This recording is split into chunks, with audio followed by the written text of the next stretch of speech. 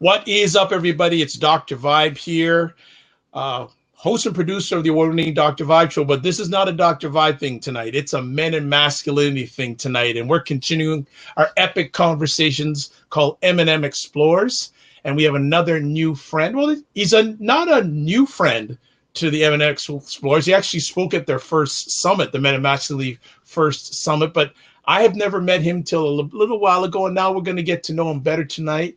Gentleman's name is Owen Williams, and if you're asking about the mustache, he's been curling that for 20 plus years. He told me ahead of time, so that question's been answered. So let me share a little bit about Owen with you folks watching live, either via Get Vocal or via Facebook. For the past 30 years, Owen has been actively involved in men's groups and has facilitated them for over 20. He has been featured as a regular contributor on CBC Radio, which is in Canada, folks. We're both based in Canada. Owen's on the West Coast, and I'm in Toronto, and television, and has co-hosted his own radio show called Guy Talk on CFRB Radio. And I listened to some episodes of that, by the way. He sees himself in the role of providing context for the wake-up calls that inevitably come our way. One of his well-known quotes is, quote, "When nothing changes, it only gets worse," unquote. When we embrace the thing we fear, it dissolves. Much of life isn't about solving problems. It's about outgrowing them, becoming larger, more well-rounded human beings. Currently, he's in the final third of his life and immersing himself in writing and the arts. He lives on a remote island off the British Columbia coast, as I said, west coast of Canada, and his partner is active in community life. Owen is the author of The Relationship Revolution, a breakthrough book about setting the tone and taking responsibility for the quality of relationship you really want. He is the host of the Relationship Minute podcast, which provides inspiration and education for improving relationships. He's in the process of completing his latest book called How to Have an Easy Life, which explores difficult topics that, when faced and embraced, afford us ease and fulfillment in day-to-day life. Welcome to the Men and Masculinity M&M Explorers platform, Mr. Owen Williams. How are you, sir? I'm great, Dr. Vibe. Glad to be here. It is a pleasure to have you here, and I just want to shout out Lee Rosen, Tony, Deborah Rosen, and Michelle Barenza, who are here live. And folks, what we're going to do is we're going to spend a few minutes getting to know Owen a little bit better, some of his journey. So you can certainly, as always, type comments in the Get Vocal room and also the Facebook Live room. And then in about 15 minutes, we'll open up the Get Vocal if people want to get on and ask some stuff or comment visually. So Owen, let's get a little background about yourself. Where were you born, growing up, etc.? Okay. I'm the youngest of 5 kids, the only son. I was born on a farm in Wales. My parents were kind of hippies. They moved back to the land to raise kids, and we didn't have hydro till I was 9. Whoa, okay.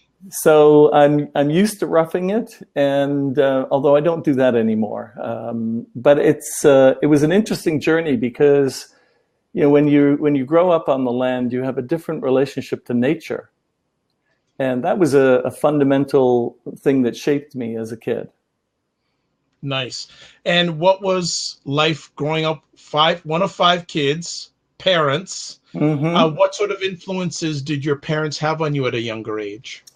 Well, they were really ecologically minded. So I recall my mom saying, we have to take care of our own garbage. On a farm, there's no garbage pickup. So they were really concerned about how much packaging was changing in the 60s when I was a young boy, and what to do about things like that. So they were environmentalists, they were eco warriors in many ways, and emphatic about growing good food, eating good food, and being very careful about how we treat ourselves. Okay. So how did you get, let me ask, Wales, where was your next stop? Because obviously you're not in Wales now. Right. So what was the next stop after Wales? How did that happen? Well, I escaped the farm and went to college to become a chef. Loved cooking. It was my dream. I succeeded in chef school. I taught in I came to Canada when I was 20.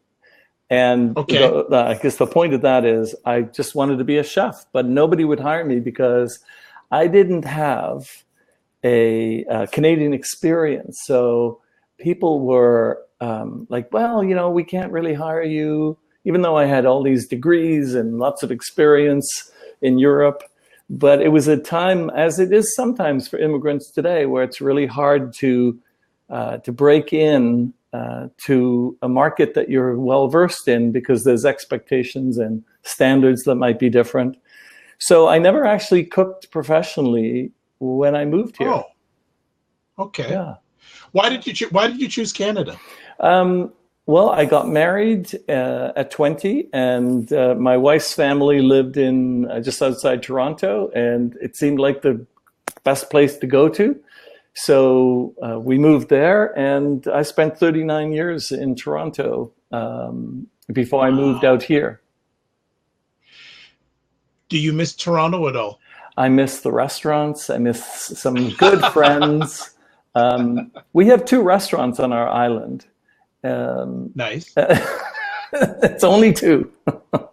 That's all right. It's fine. Two's better than none. That's true. And in the summer, there's a couple more.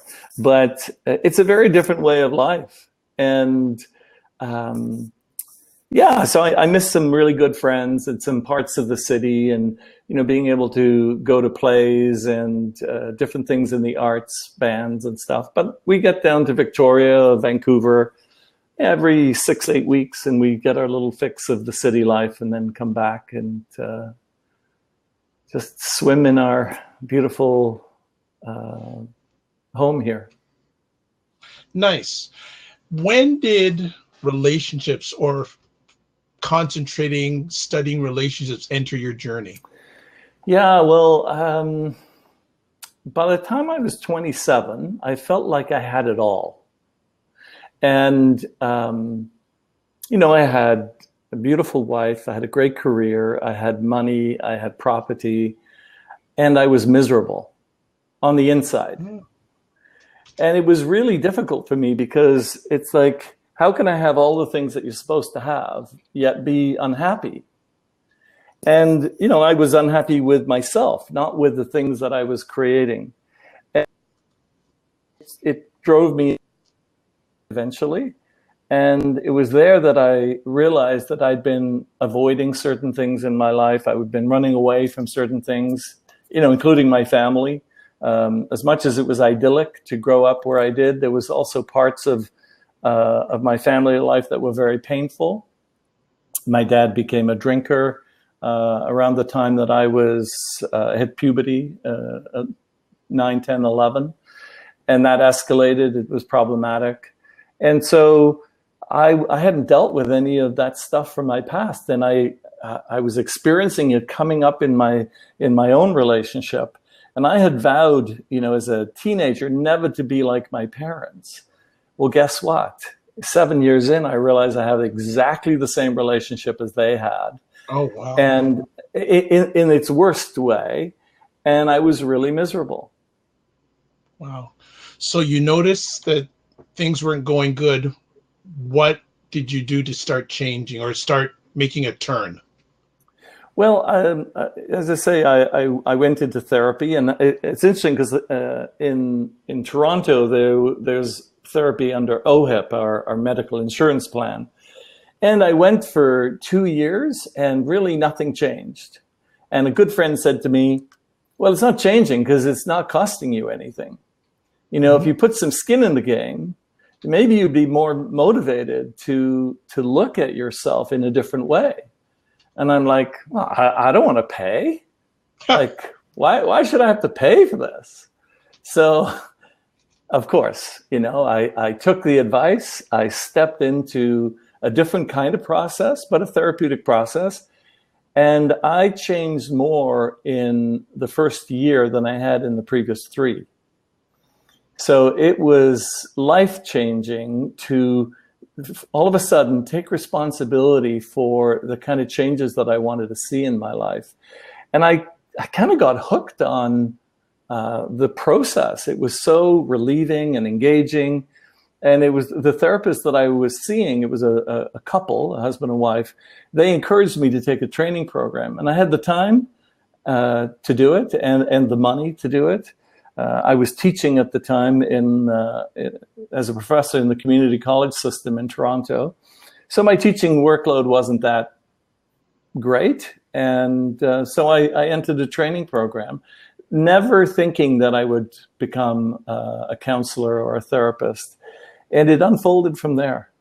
Nice. So how long, like, do you remember the first early days of the counseling coaching journey? How did those start? Well, that's a great question, because I used to walk my dog. I've always had a dog. I used to walk my dog in a park. And, you know, dog people, not by their names, but by their dogs' names. And, you know, you'll talk about your work and whatever, but I never knew this woman's name. But we talked about what our work was. And I was telling her that I was in this training program, blah, blah, blah. And one day she came to me and she said, you know, I'm in charge of programming in the North York School Board. And I've got a course that is scheduled and the teacher of the course isn't available. Would you take it on?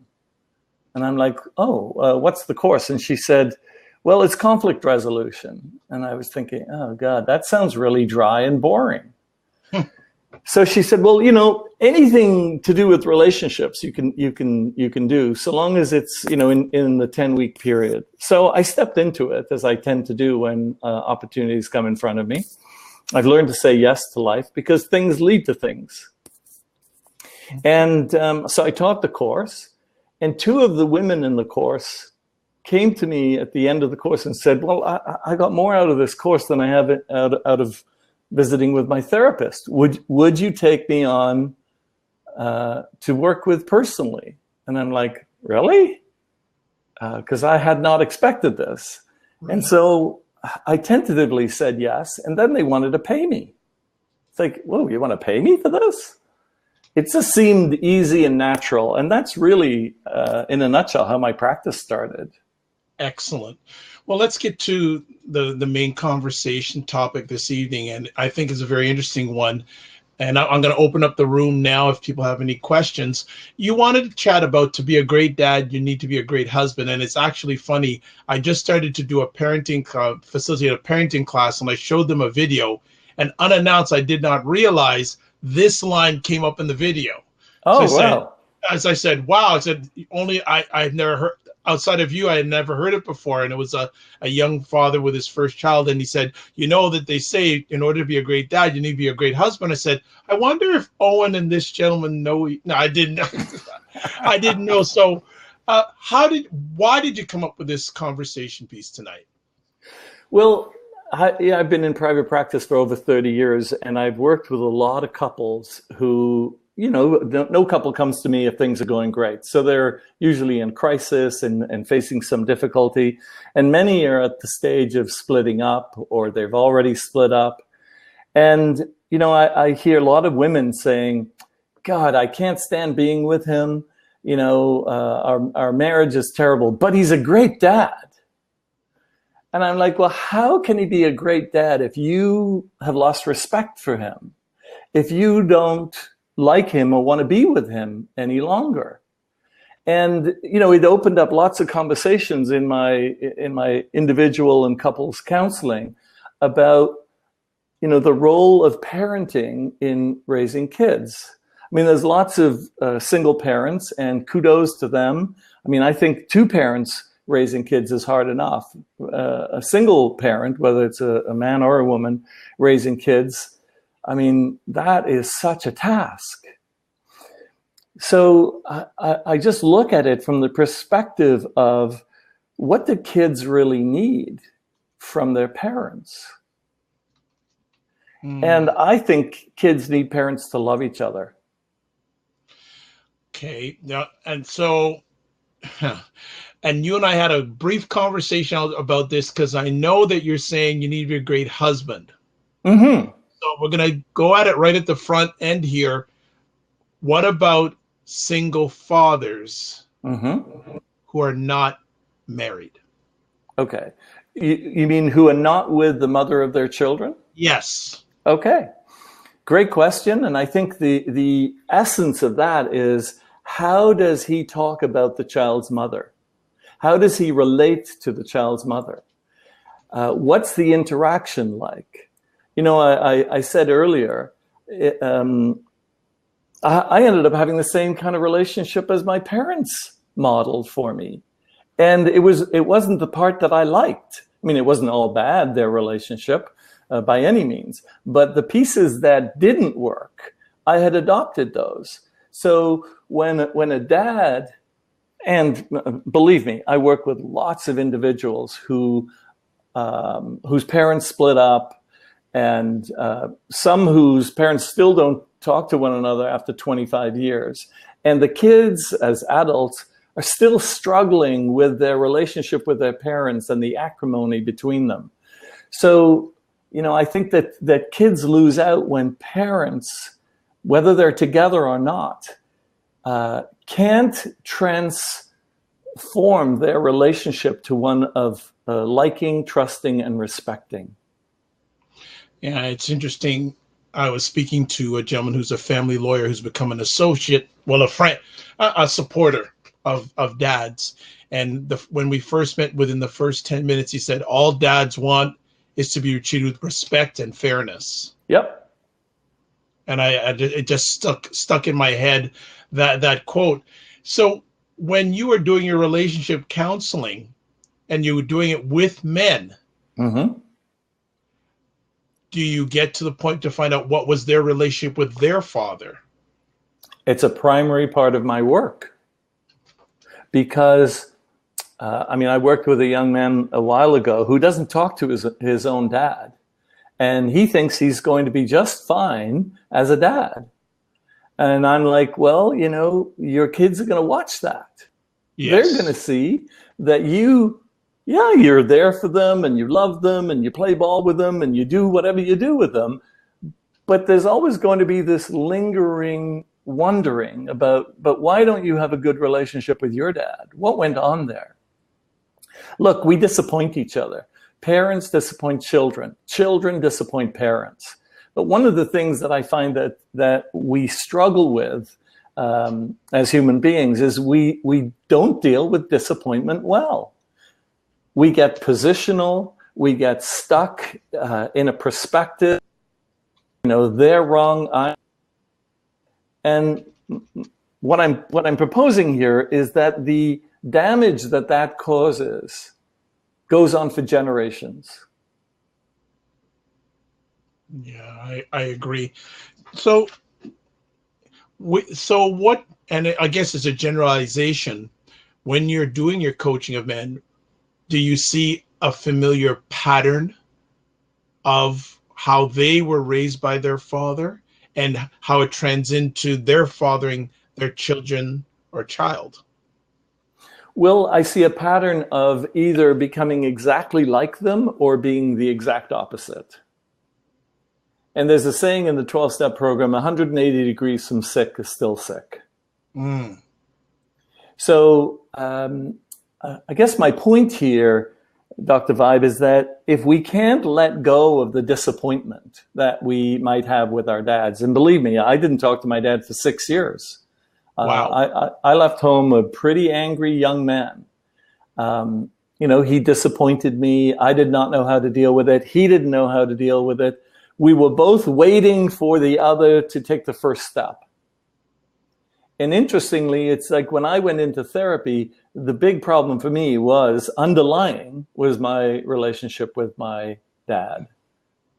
And that's what I had to come to terms with. Mm. How often do the dads you deal with when it comes to parenting realize that, or is it something that you have to unfold for them? I most of the time I have to unfold it for them, because I think in our culture we've accepted a very bland possibility of father-son relationships. Can you expand on that? Yeah, I think, you know, if you look at, and I don't watch television, I haven't watched television really for close to 30 years, But if you look at a sitcom, which the vast majority of them are written by men, men in sitcoms are usually bumbling idiots. They can't get it right. They can't even vacuum correctly. Men in commercials are represented as less than. And so we have this kind of expectation in our culture that men, that it's okay not to have a great relationship with your dad. It's kind of like he's there. Right. His usefulness, has preceded him. So young men kind of write their dads off. Wow. And so when you're dealing with, and I'm sure you deal with dads from all different ages. Yep. Do you see any differences in their parenting styles? Yeah, I think dads are way more involved today. That's good to hear. Some more than others, absolutely. They're really engaged. But what I also see, and this applies to women as much as it does, to mothers as much as it does to dads, is everybody wants to be the perfect dad or the perfect mother. And the pressure that they put on themselves is enormous, to make the grade, to meet the standard, which isn't written down anywhere. I mean, people Right. make this crap up. But what ends up happening is the relationship between them suffers as husband and wife. And then when that has withered away, what's left is the relationship with the kids, which often becomes, the kids' relationship with the adults feed them, and it becomes a burden on kids because they look at their parents and they think, geez, being an adult isn't a lot of fun. If their parents don't like each other, don't respect each other, don't trust each other, they're sniping at each other because they're under so much stress, there's bills to pay, they have debt, they don't spend any time together. Well, this all has impact on children. This is good stuff. So we have a number of people in the room that have joined recently. I think I had shouted Leland already. Also, Sa, also the Hello Room, Deanna. Thank you so much for stopping by. We have 2 spots open, so if anyone would like to come in and join the conversation, that's fine. Also, the comments are available on the side. So how has, in your opinion, the 2-part question, the role of a father and society's perceived role of a father changed in your journey? Well, the role of the father has changed in so much as more young men are stepping in and what I would say co-parenting. But I think for some of those men, the real challenge is that in society, they don't have a group of men that they can actually connect with to talk about the challenges that they face in being young fathers or young husbands. In the past, there were sort of men's clubs, and men would gather, men would do sports, men would gather in these clubs. And at some level, there was a camaraderie that men shared. But I think part of the challenge is that very few men get to connect with other men. So, in a counseling perspective, I think one of the worst things a man can do if he needs help in his relationship is go talk to a female therapist. But most men think that that's the best thing to do because I want to understand what she wants, so what she's thinking. But a woman's going to tell you what they want. I think a male therapist is going to tell you, what do you want to do differently? Like what is your authentic expression in terms of how you need to show up, and to encourage a man to talk about that. Excellent. Well, we have a friend who has jumped into the room, and I'm very happy. Sal, thank you very much for stopping in. You're on mute right now, so you're going to need to unmute yourself. So go ahead, and thanks for stopping by. What would you like to share? I'm a single father who is on a men's team. I'm living in a city where I do not have a men's team, but I have a bridged men's team through a variety of groups, Zoom, Meetup, whatever you might want to call it. It's awesome. imperative for us fathers to stay on the course of being on point for our children. I have a 12-year-old son who I've fathered, I'm responsible for, and I lost custody and so forth. And I traveled from Toronto to Halifax. I left my world to be a father, to own responsibilities. I left my world, my job, my career, my men's team, you name it. Moved to a place where I didn't know where I was going to work, where I was going to live. All I knew was where my son lives. And for 3 years to gain access, 16 calls to the police with a court order. And finally, my son is not going to school. And guess what happens? My son is dropped off on my doorstep. He's 12 years old. Wow. I'm 5'10". He wears size 13 shoes. And his mom, he can't make it to school because his mom and his aunt can't make him. Comes to my house and we have rules. And I love him. I tell him I've got his back. I got him covered. I speak a different language than his mother does. And I tell his mom, you know what? I love you for loving our son in a manner that I cannot. Beautiful. In a manner that I cannot convey.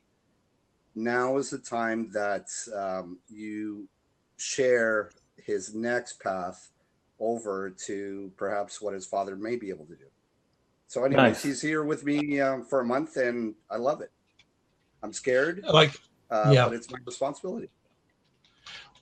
I think that's really wonderful stuff. And if you want, I'm going to type my email address in the comment section. I'd love to stay in touch with you because my daytime gig is I actually am a program coordinator for the only father-focused family center in all of Canada.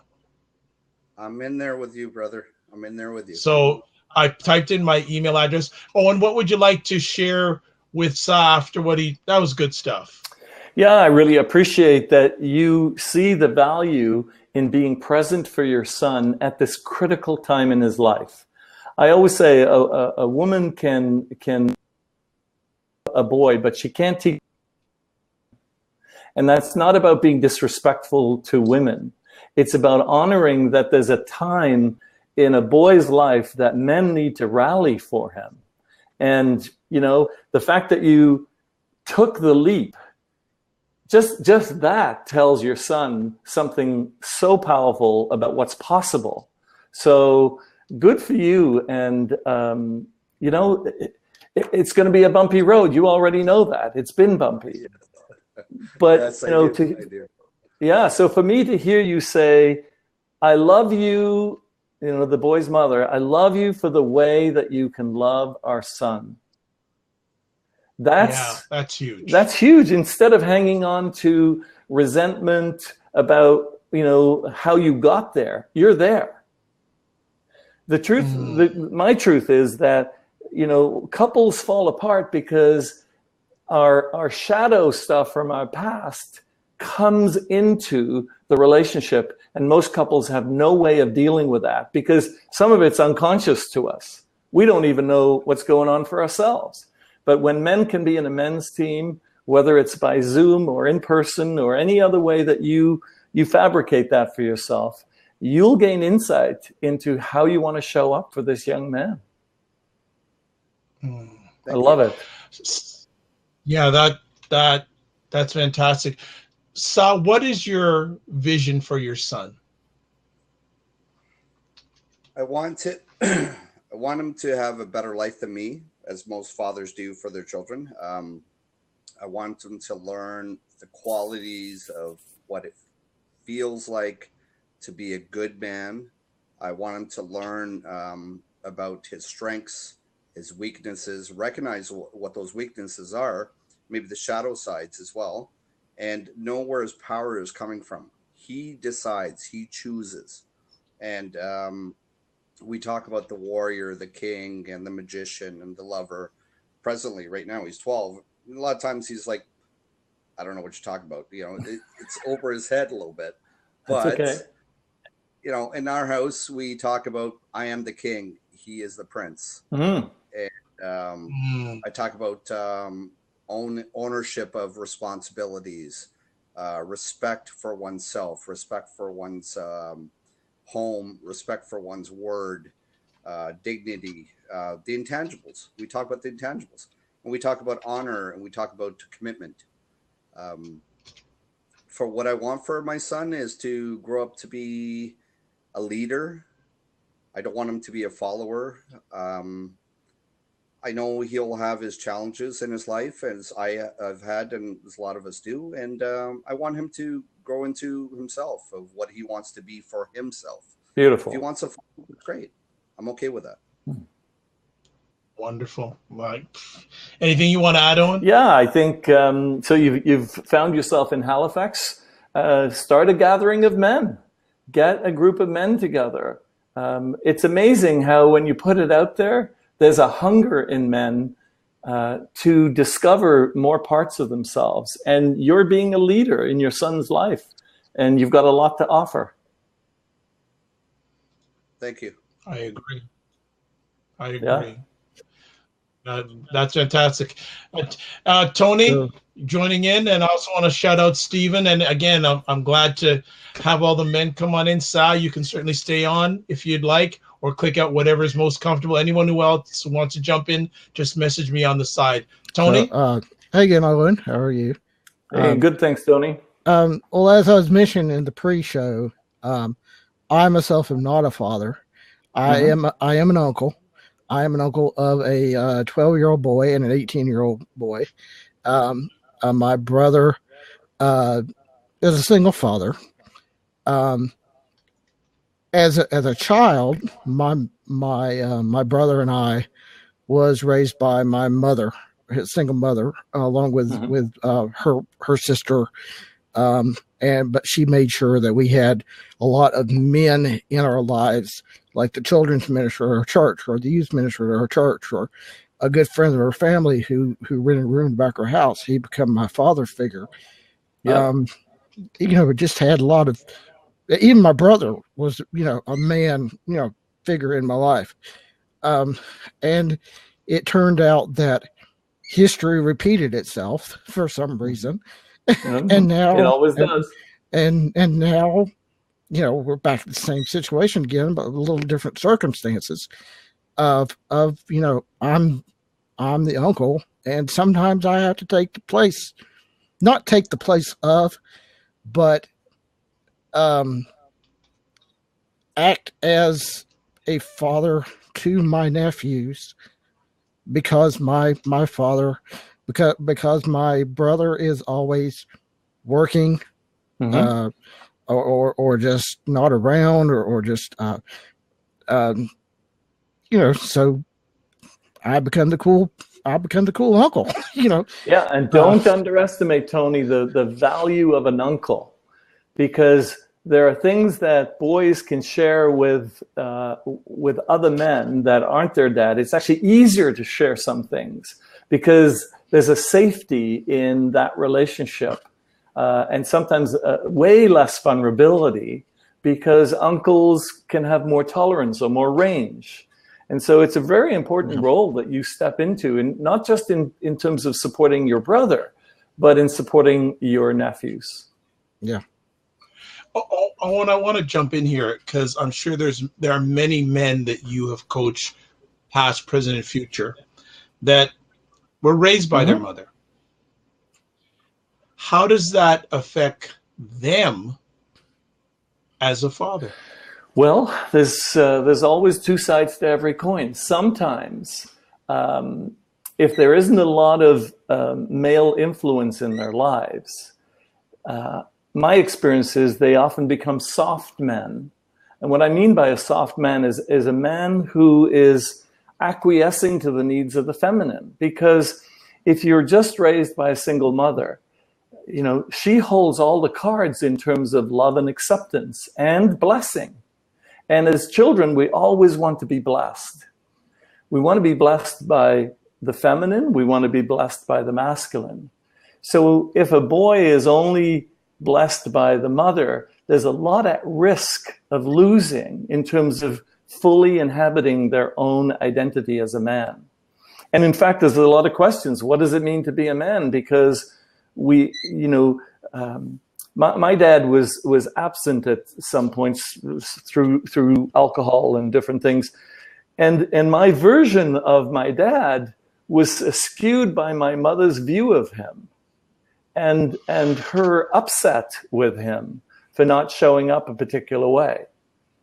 So, that's one possibility. The other is the boy who has a father hunger, who goes out and, whether it's hockey or baseball, and connects with a coach who takes on a fathering role, or an uncle, or a friend of the family, perhaps somebody through a church, and actually goes and meets that need. And those young men have a different quality to them, and often can take more risks with the feminine. Okay. Yeah. All right. Tony, you want to add anything? Well, I did want to ask, as far as a father or an uncle who has physical problems, or mental problems, or whatever. Mm-hmm. Is there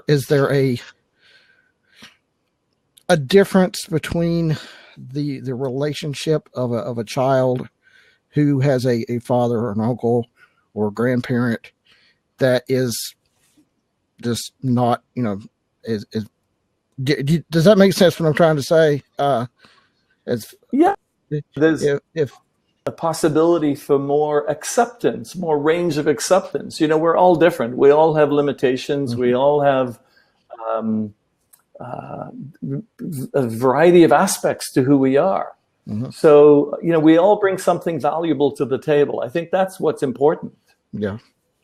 Because I do have a lot of health problems in my life, but my nephews understand that, and the rest of my family understands that. But their friends, though, they're kind of like, a little taken back by that, and kind of like, well, they don't quite understand it. And get it. Yeah.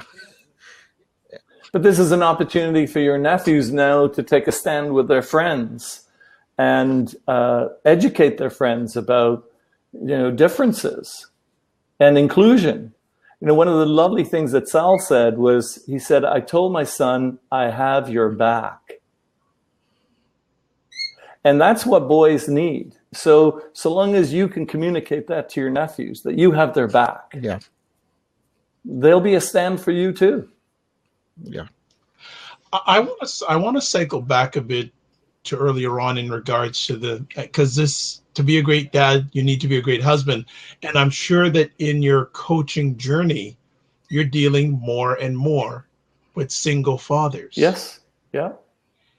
And so has your approach to this subject when it comes to single dads changed with the influx of single dads who are not husbands or don't have partners?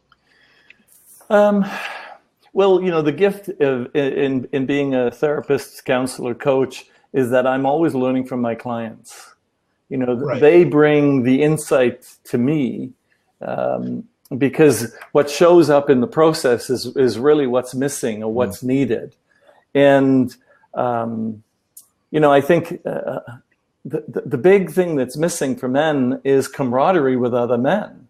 So when single fathers come to me and they don't have the support, it's often about building support. So I'm a huge believer in men's groups, that men need to, and the way that group looks can look multifaceted.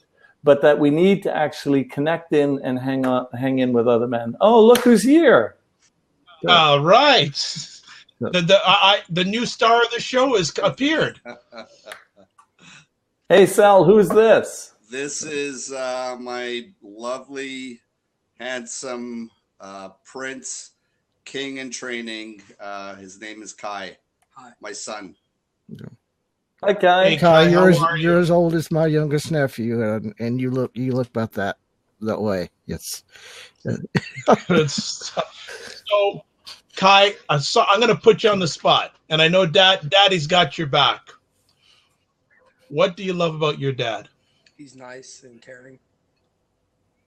That's all you need. That's all that needs to be said. Yeah. That's all that needs to be said. Where would your life be if your dad wasn't in your life? It would be worse. It'd be worse. Yeah. It's a great testimony. I'm not going to ask you any more questions because I know you've been put on the spot. But no, very good. So that's what an M&M Explorers conversation is about, and especially the legacy building. When I ran men's groups, I strongly encouraged men to bring not only their fathers, but their sons. Because we as men and boys, we can only learn from other men and boys, right? We need to learn from each other. No one person has the answer. So, Kai, I hope that you learn from your father, that the relationship that the two of you have will stand the test of time and is one of the most important relationships you can ever have. That's beautiful. So, Kai, let me ask, I got another question came up because Owen just likes dropping knowledge bombs here. Tell me one thing, Kai, that your dad has taught you that you will keep forever.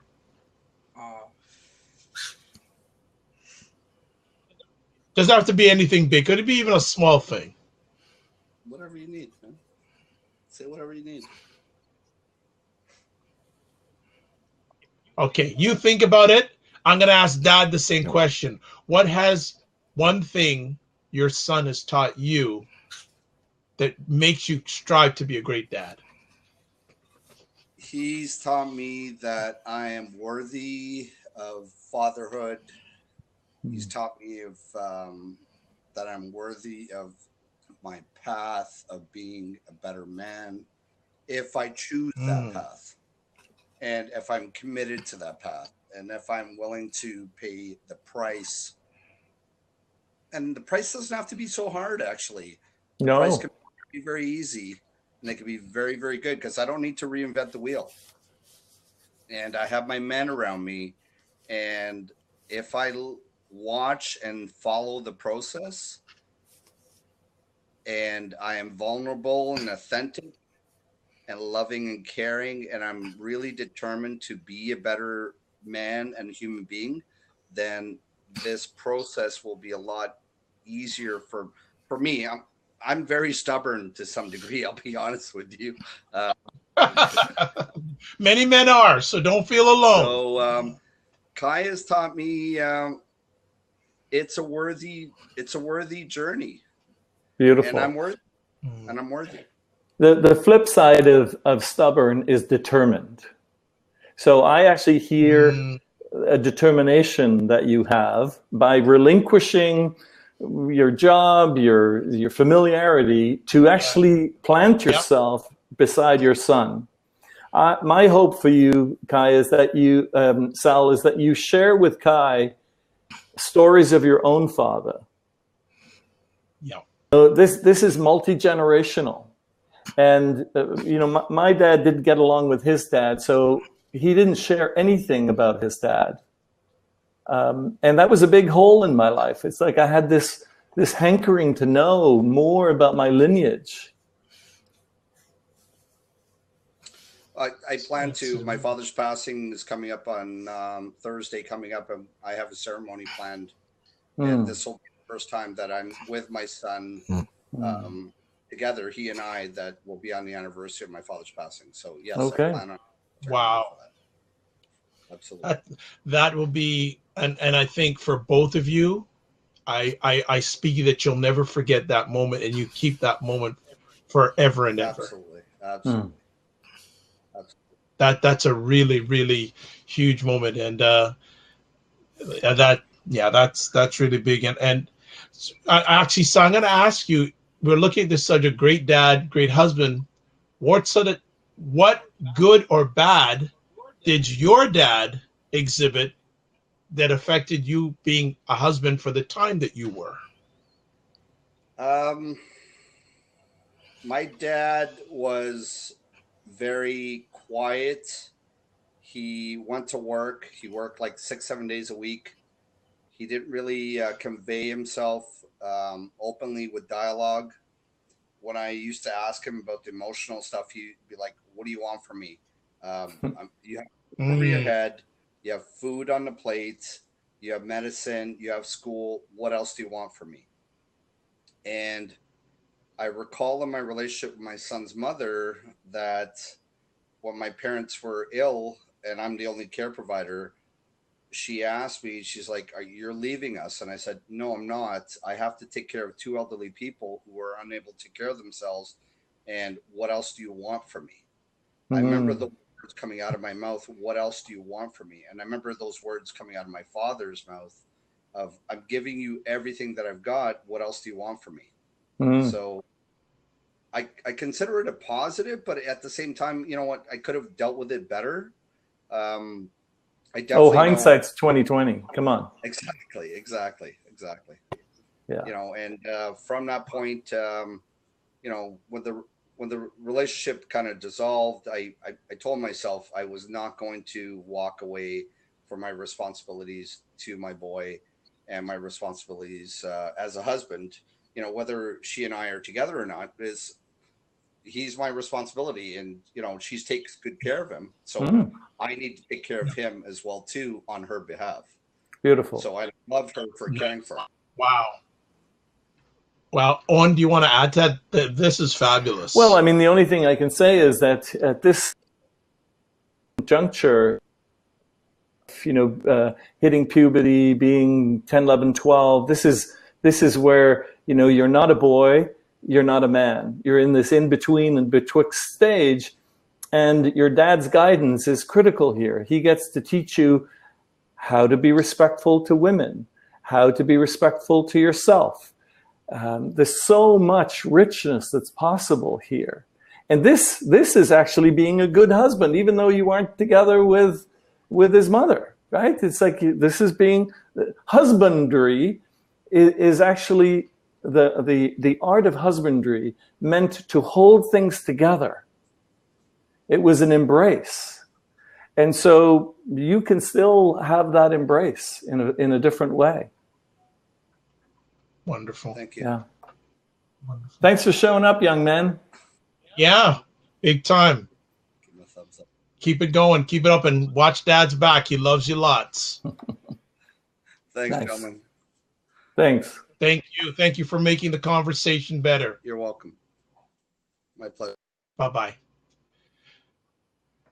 That is good stuff, Owen. Okay. That is really good stuff.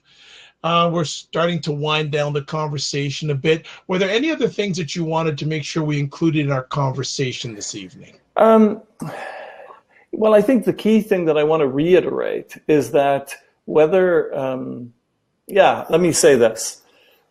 Women lose respect for men in a relationship because they're not their word, because they don't do what they say they're going to do. And so a woman falls in love with a man's greatness.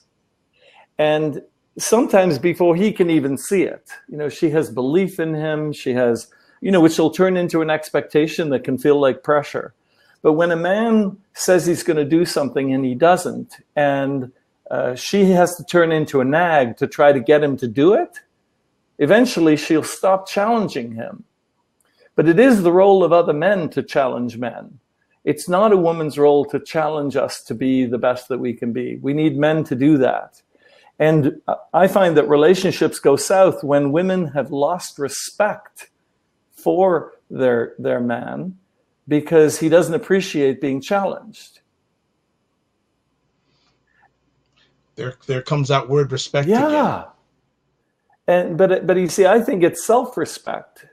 And it's not a sexy thing to be a man these days. It's like I think we've got to rescue ourselves from this socialized image. There's these terms, toxic masculinity. I really don't like that term, because we don't even know what masculinity is half the time. We've actually got to have an inquiry in what does it mean to be a man. Any man that I've ever worked with, the first question I ask is, when did you first consider yourself to be a man? And when I looked at that question for myself, I was 16, I'd left home, I got myself a full-time job, and in 2 weeks, when I got my first paycheck, I remember thinking, I'm a man now. See, I had it linked to earning a paycheck. That's meant I was a man. It took me another 16 years, maybe a bit longer, before I realized what it actually meant to be a man. To have a code of conduct, to be my word, to have personal honor in how I wanted to show up and experience other people. One of the greatest measures of a man is how he behaves when he doesn't get his way. Ah. Now, we could do a whole hour on that topic. Oh, yeah. Oh, yeah. So so give some advice to the man on how to behave when he doesn't get his way. Well, it's really about, we get to be reactive or proactive as men. A reactive man does not have a vision for who he is and where he's headed. He can be taken by a shiny object that just passes in front of him. Whereas a proactive man has a vision. He has some clarity about how he wants to behave, how he wants to function, how he wants to be of service to his family, to his friends. And so it's really about knowing yourself, because when we behave badly, and we all have the capacity to behave badly, it speaks volumes about what we don't know about ourselves. But, I come across men who say, well, she deserved that, or it's not my fault. Like, I behaved badly, but there was a good reason for it. There's never a good reason to behave badly. Okay. Excellent. So as we close down our conversation tonight, any parting words you'd like to leave for our audience? Yeah, find out what you... Especially our dads and our husbands. Okay. I think, if I come back to the title, you can't be a great dad unless you're a great husband. It is about honoring the relationship with the mother of your children, whether you're together or not.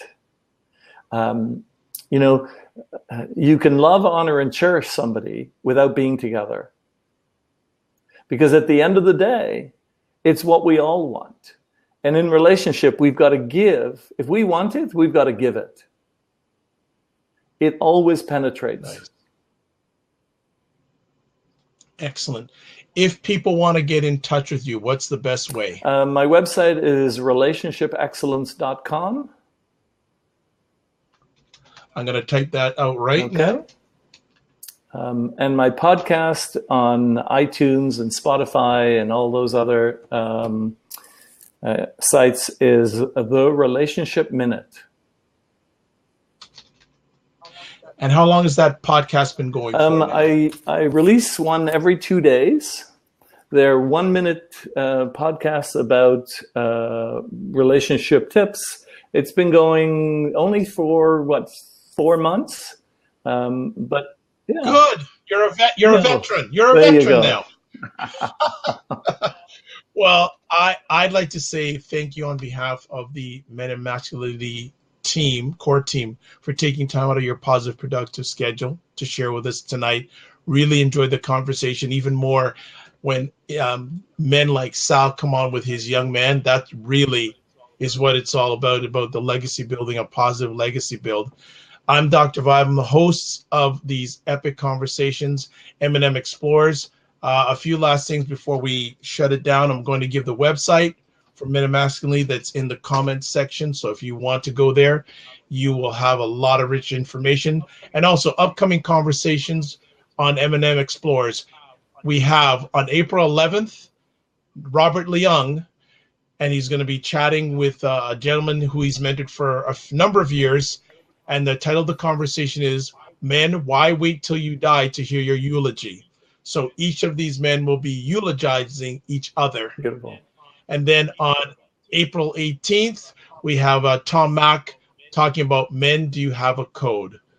So great upcoming conversations. If you go to the website, you'll be able to ask questions. If you have any topics that you'd like to have discussed or individuals that you feel would be great for this platform, please send us that information. Go to the website. I'd like to thank Lee, the Hello Room, Deanna, Bobby, Deb, Tony, Sa, and his son.